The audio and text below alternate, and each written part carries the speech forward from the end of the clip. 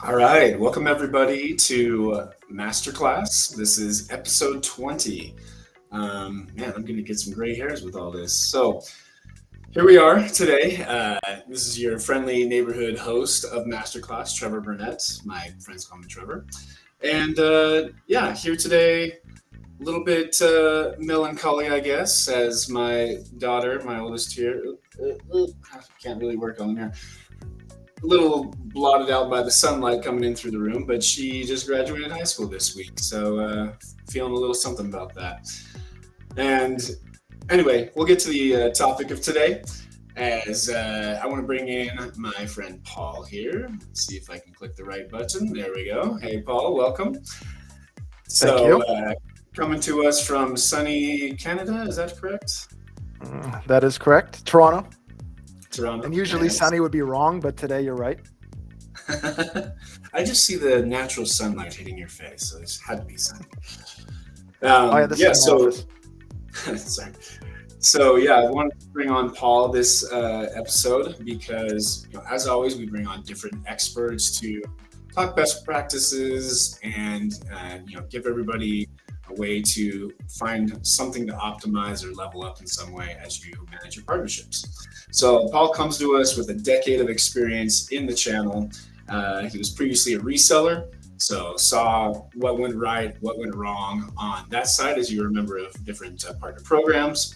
And now for the last 6 years on the vendor side, you're able to use that experience and help out partnership leaders and show them things that you've learned, and specifically on the vendor side, around incentivization, if that's a word, incentivizing, we'll go with that. And so today we're going to talk about, as it says on the title of episode 20, if you registered or watching a recording, of optimizing the partner engagement and incentives. So something that is always a challenge, I think, that people run into is that incentivation. I can't say that word. I'm just going to go with the partner experience. I use it all the time, whether it's a real word or not. Yeah, well, it'll roll off your tongue because you say it a lot more, I guess. Yeah, so the engagement side, though, is what I wanted to say is I think that's a very common challenge, at least with all of the vendors that I talk to, is how do I get partners to always be engaged, get excited about selling my product? It's a competitive landscape out there. There's not really any partners that only work with just you. So you have to capture that mind share, get them motivated and get them thinking about you and wanting to refer the business to you or sell you or whatever it may be with your partnership you have there. So as the title says there, we want to go from just being average or maybe even below average, hopefully not, but to really put that over the top and go from a C plus to an A plus. So Paul, I'll turn over to you to kind of go through what we're talking about.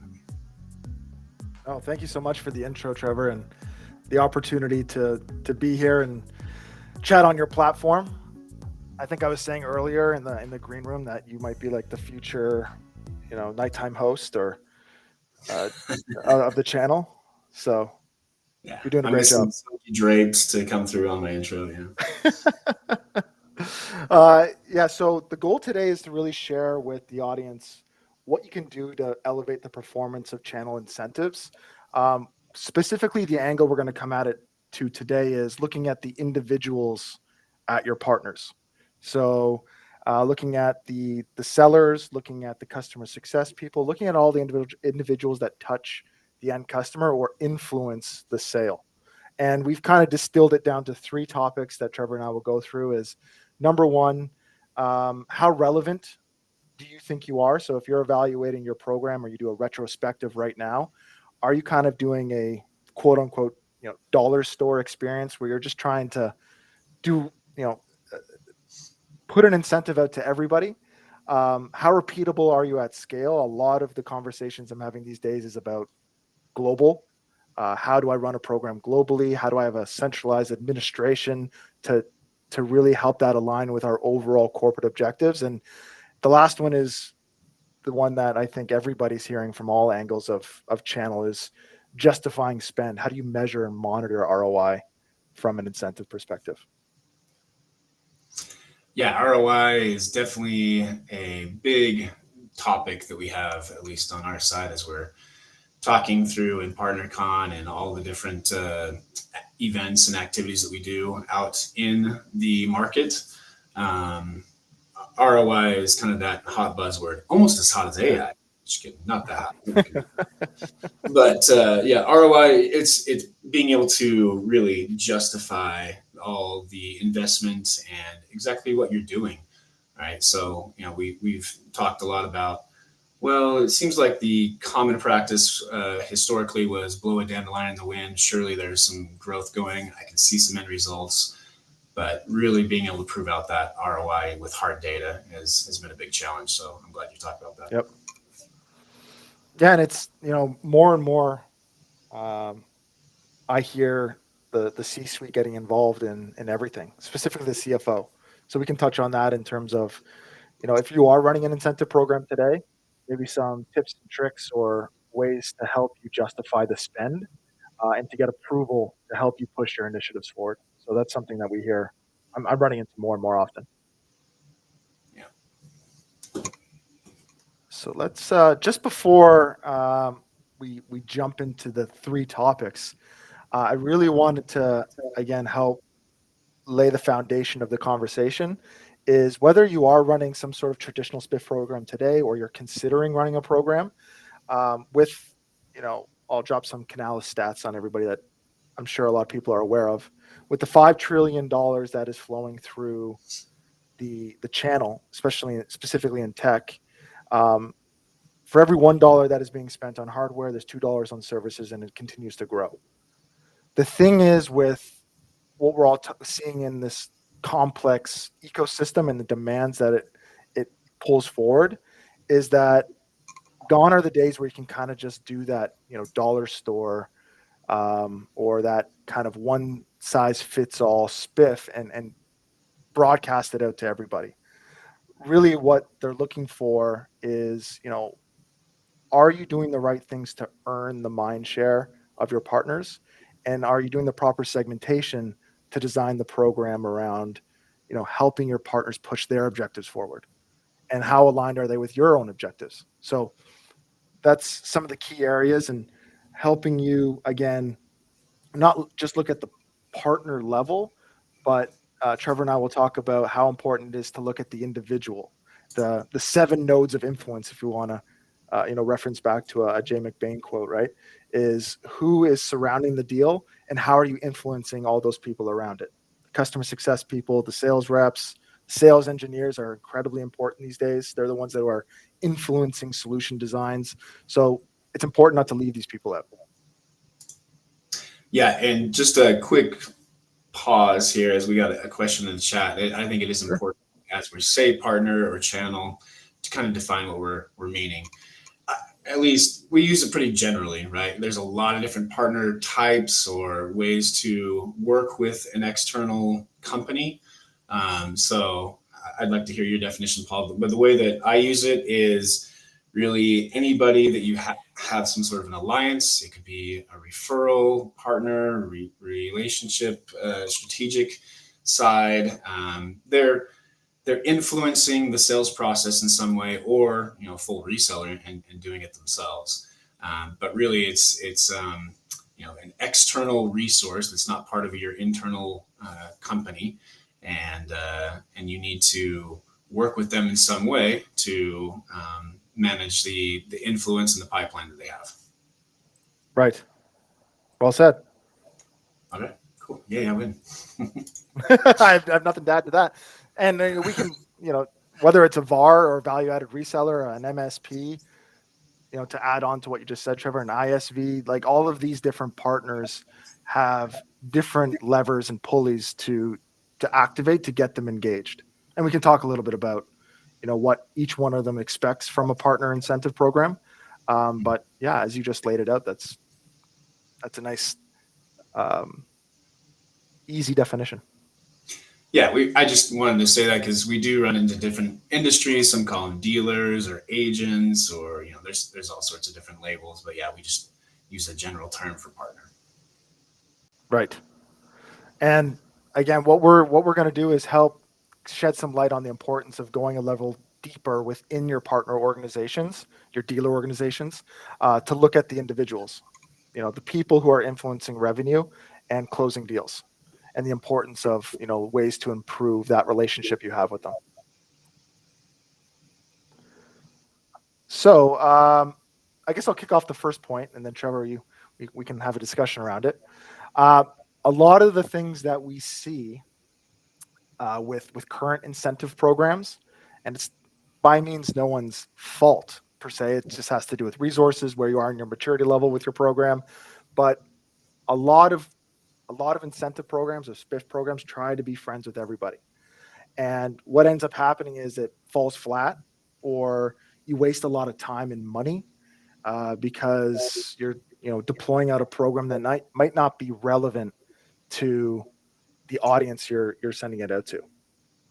So one of the key areas of taking that from, let's say, a C+ or a B- is really having that retrospective and evaluating, are you deploying an incentive that is aligned with, number one, your business goals, but also the goals of the partners you're targeting?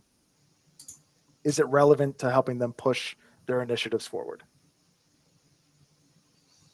So I can give a quick example of how you would do that is, focus on geography, focus on maybe a specific product, maybe focus on a specific partner type that you have traction with. Collect stories and data, momentum, and then build a program around that, then expand. So is that just a matter of being more optimized? I guess you use the word targeted, so I guess that might answer my question right there. But yeah, by default, I do want to be everybody's friend. I want to maximize my reach, but is that just meaning, well, don't waste your time on somebody that's not really going to give you any return? That's part of it. It's having that self-awareness of, okay, do I really have the resources, and do I really have the breadth of opportunity to engage people who are likely not going to sell my product? So I know we all have this internal, need to be everybody's friend, but at the end of the day, you have to sometimes just be focused on where your strengths are and what partners are on board with you. And this really comes, this point is really, maybe if you're in a situation that you haven't got traction yet with your program, or you have limited resources and you have to pick a place to start. It's earning that trust and then scaling from there so you can get more friends. Good. A lot of another thing that we see very often is a SPIF program that's communicated in one way. And what that basically means is whether you're just sending out like a brochure or let's say a monthly newsletter, and it's landing in the inboxes of your partners, or you kind of just plaster it in your partner portal and hope that they're going to read it. That is typically a trap that we find, because if you think about it from a perspective of a rep, when I was an agent or a reseller, I had access to, let's say, 7 to 10 different programs at once on the small side. It's very difficult to differentiate the offers if they all start to look the same. So a key thing to keep in mind is have a multi-channel approach. So going back to, only deploying to a subset of partners that you can manage properly, leverage things like your channel account managers, your internal salespeople. Make sure that you're relevant and timely with the communication. What I mean by that is, an easy example right now, you mentioned AI, that dirty word. There's a hardware refresh with PCs right now, right? Yeah. Everyone's going to want to buy an AI powered PC, whatever that means. Have you designed your incentive and your program around that, initiative that's coming up on the horizon? And is it, something like that is very timely and something that's something that people are going to pay attention to.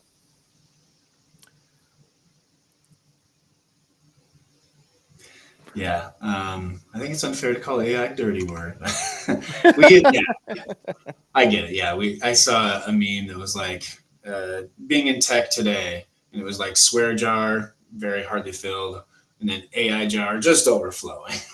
We just say it a lot. Yeah. I Yeah, guess it's just overused. Not so much dirty, just overused maybe. And yeah, people are excited about it is all.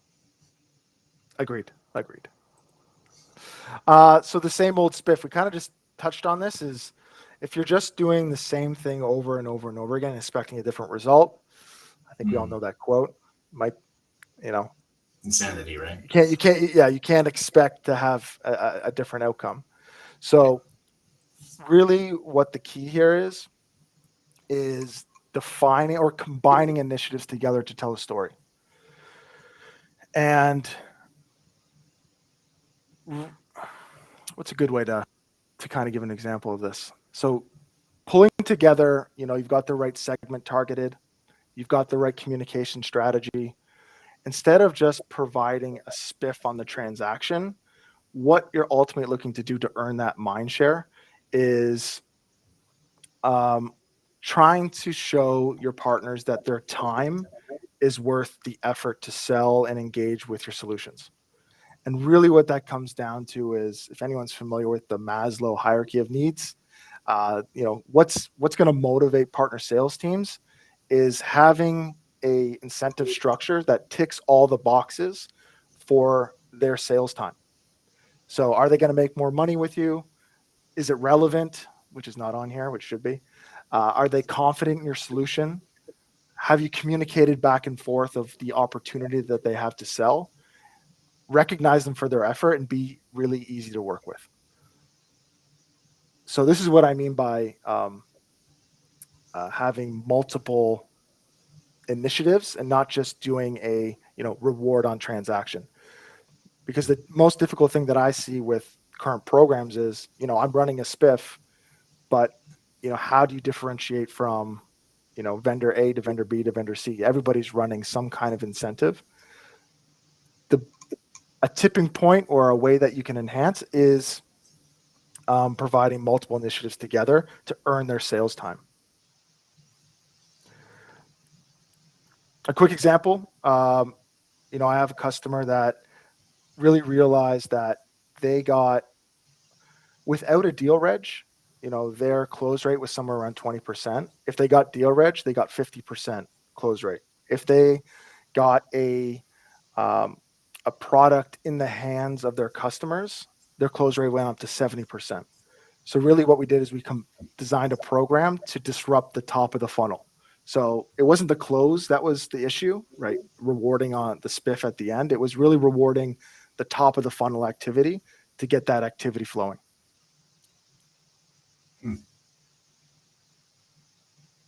That's really cool. Yeah, it's amazing how much you can find those optimization opportunities and really change things quickly. Yeah, absolutely. So, if there's one takeaway from this, just look at a couple of things. If you are, number one, you're deploying incentives out to your channel and they're falling flat, take a quick look back on, have you documented a workflow? Have you targeted the right partners at the right time? Are they, is the offering meeting them where they are? Is it solutions they're focused on in their business? Are you getting feedback in terms of the type of incentive they're expecting from you? And that's a great place to start to then develop a plan on what's going to really help them move more of your solution or work more closely with you. Oh, one more interruption there before we move too Sure. far. What does SPIF stand for?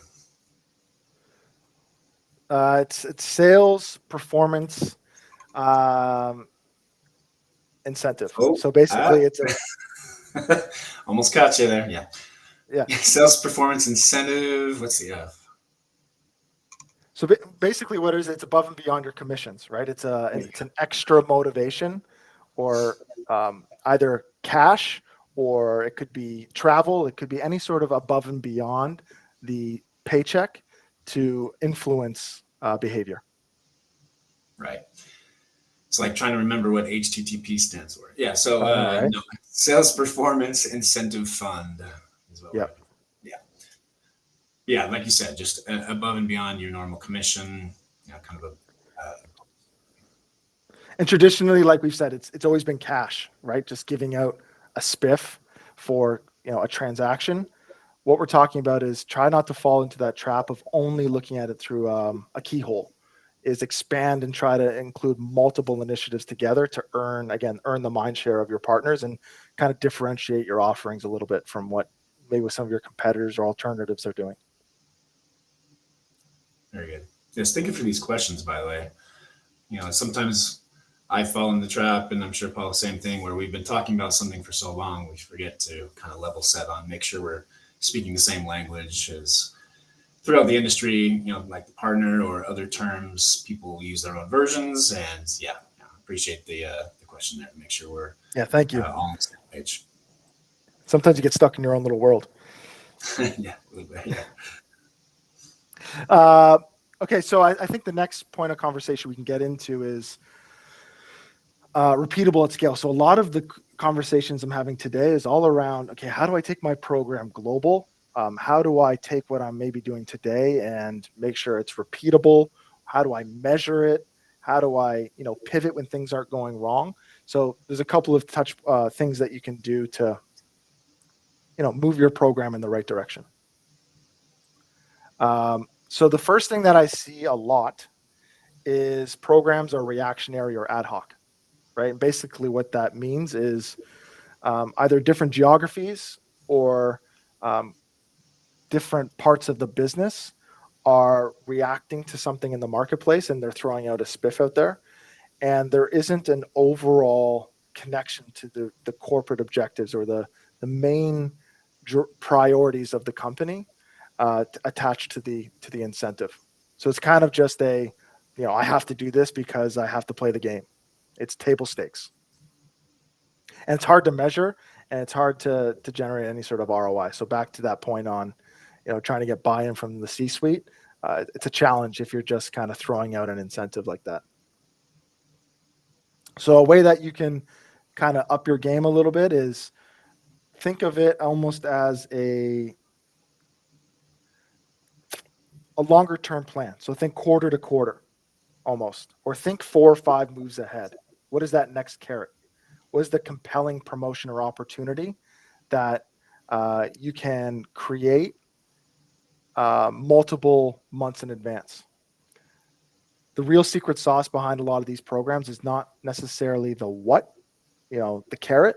It's really the long-term plan and the communication that you've sent out to your channel or your dealers that, hey, you're going to be there and you have a long-term strategy to support them and to earn money when selling your product.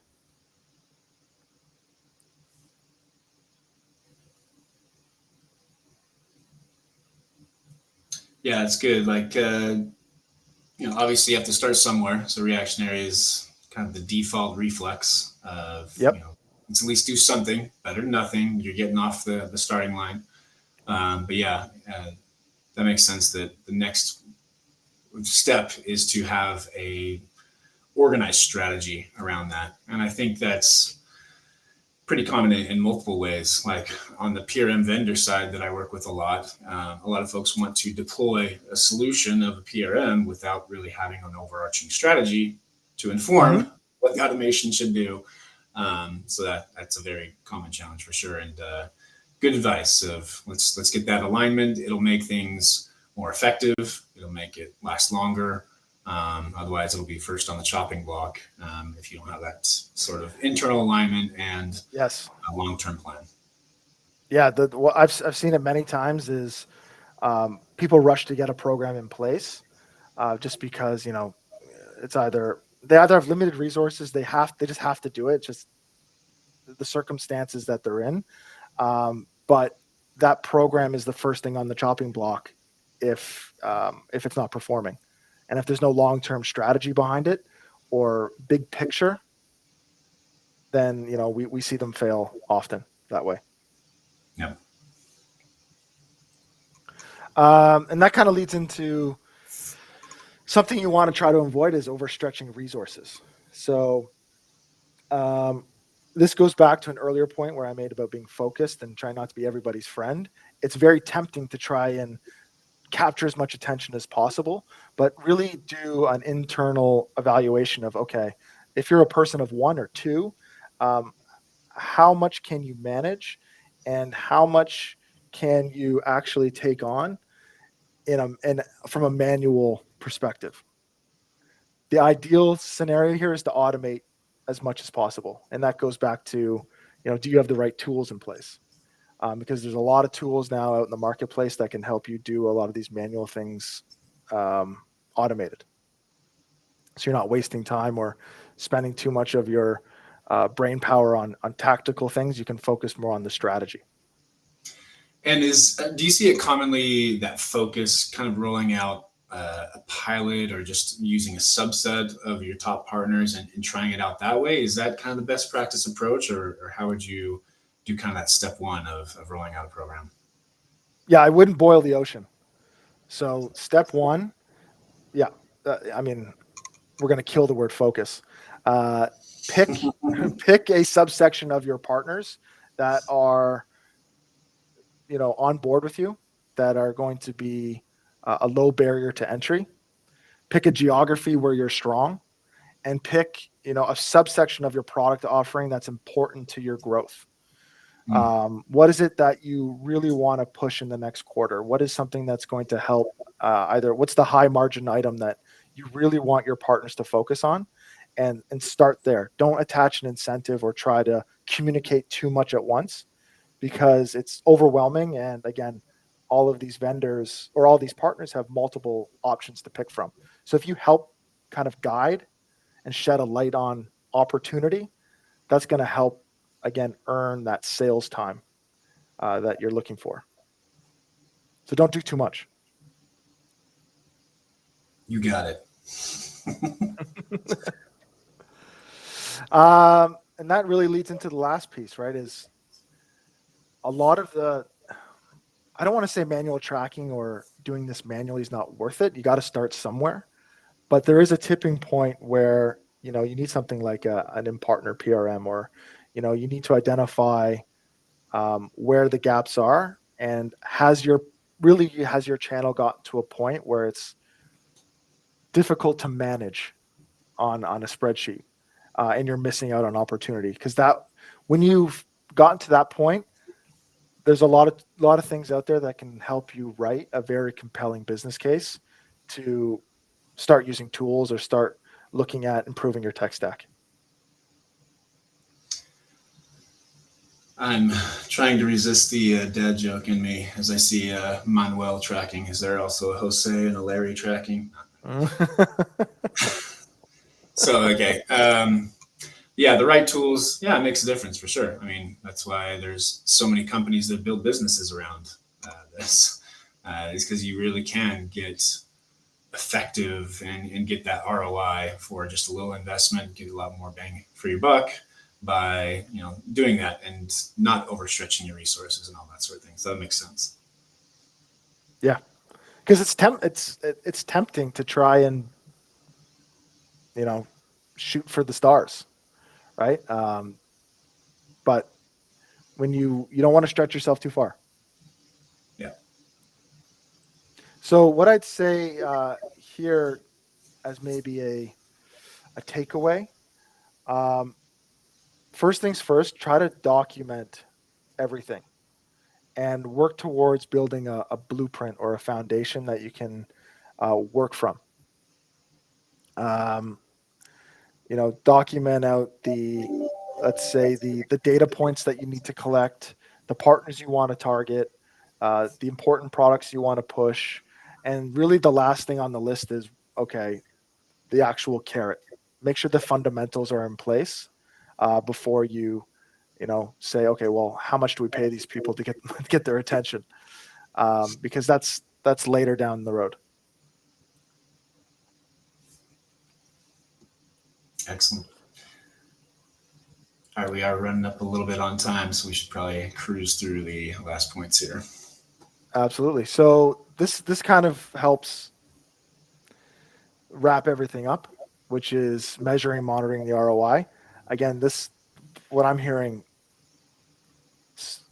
more often than ever is the CFO, finance teams are getting involved in approving or making sure that your programs are green lit.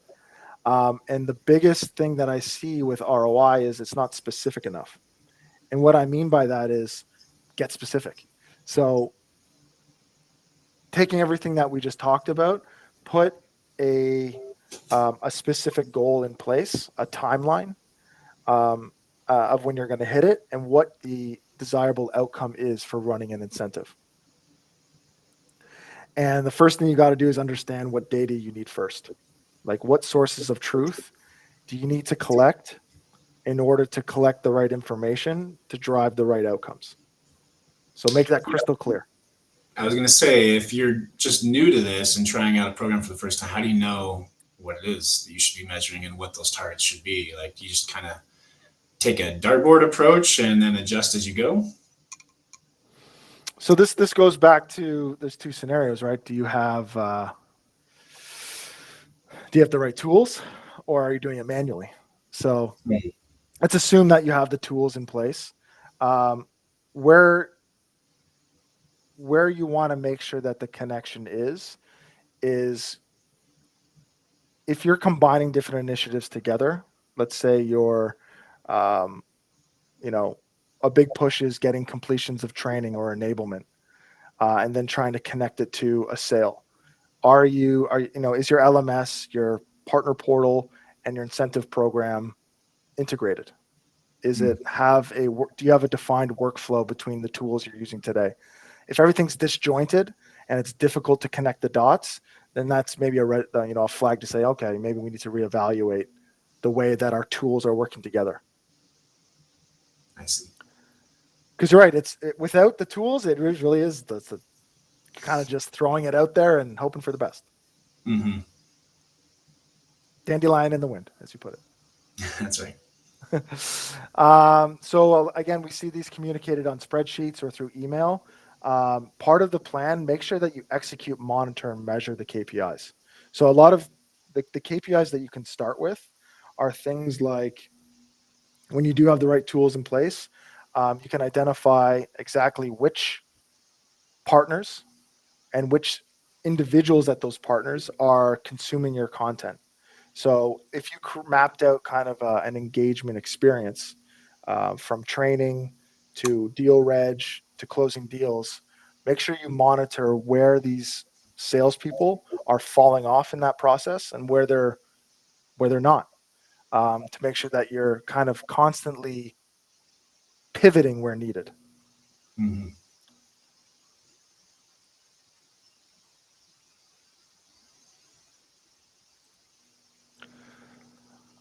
So what we'll end it off here, because we got to move a little. Once you put these in place, you get a lot closer to creating more of a engagement loop. So you've got the right and relevant communication. So you've targeted the right partners. They're on board with you. You've gotten the feedback. You've educated them on why it's worth their time to sell your product. You've built confidence in them. They're starting to generate sales. They're better equipped to sell. That's where that carrot comes in. Are you making sure that you provide the right reward to the right people? And then ROI, making sure that you're measuring both the ROI of the participant, so the dealer individual, so the salesperson or the channel partner salesperson, was it worth their time to go through this exercise with you? And on the flip side, the dollars that you put forward, did you actually see a return on that? And the whole idea is to create this experience where it was worth their time to go through this, not just once, but be far more willing to go through it again. And be able to fly. Yeah, it's a little out of season, but I had this strange desire to buy candy corn as you were going through that. What is it, animation? That's what we were going for, the candy corn. Just little, I guess pieces of pie would have been better, but the center just made it look like. Exactly. And maybe like to put this into an analogy, my wife and I just did this sushi making class. And for a lot of people, you might think that, okay, what makes one piece of sushi way better than another piece of sushi? It's The fish. the fish. That's what you'd think, high quality fish. But any good Japanese restaurant or chef can go and buy high quality fish. So what then? Restaurant A and restaurant B both have high quality fish. The secret is actually in the fundamentals. It's in the rice. That's where these restaurants earn their Michelin stars. So if I can leave people with anything, is it's not the what, it's not the fish, it's not the money, the cool merchandise, the trips, that dream toaster you want to order online for earning points. It's really about the consistency and the predictability and the repeatableness of your program. Repeatableness, is that a word? And being able to provide a program that is meaningful to the audience that you're targeting. I want to reinforce that is have an open dialogue and communication, two-way communication with your partners, and ensure that what you're sending them and what you're trying to enable them with is meaningful. Makes sense. Got to have a solid foundation. Everything crumbles. That's it. Exactly. All right. Well, we a little bit over time, but we'll go for a couple of questions. If anybody has those, throw them in the chat. Otherwise, you can reach out to Paul or myself on LinkedIn, and we can follow up with you. And even if you're watching this recording, you can pop into the comments, tag us. We can respond right there on the LinkedIn posting or wherever you're seeing this, and we'll be happy to have a chat. So let's see. We got one more question while we were talking here. If I can show it correctly. Oops, maybe not. There it is. Yeah. So what is the best first step? So you went through a lot of different steps there. Did you want to show that last slide with your QR codes? Oh, it kind of went away. Yes, but, I can do that. I apologize. Yeah, bring that back up while we go. So what's the best first step to get started? Maybe go from a C+ to a B.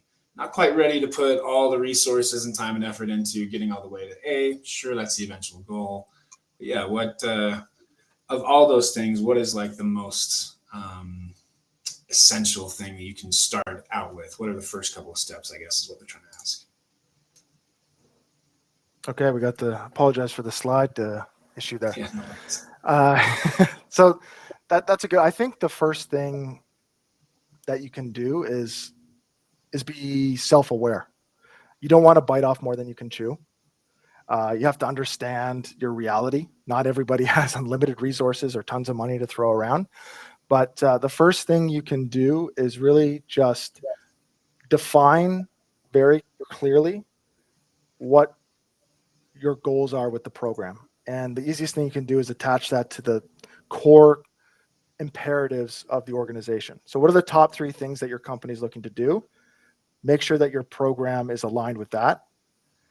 And then begin kind of a workflow and blueprinting process to identify all the key components of the program. Not necessarily, again, not everybody's an incentive expert, just outline what you want it to do. What are the outcomes that you want to accomplish? Revenue goals, participation, new partners being engaged and actively selling, things like that. And then from there, if you've got the internal knowledge, build out that plan. If not, there's a lot of companies out there that can help you design a plan and help you bring that idea to market, both from a consulting perspective and from a tool perspective.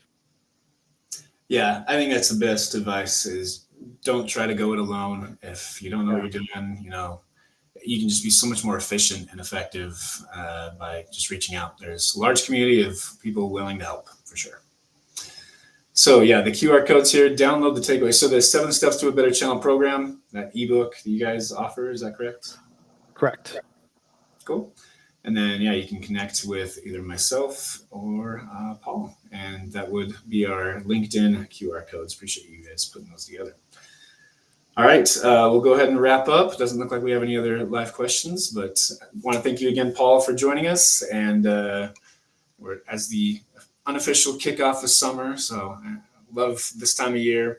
But really interesting conversation, really good points. I definitely learned something. Hopefully all of you out there learned something, and we'll catch you guys next time. Awesome.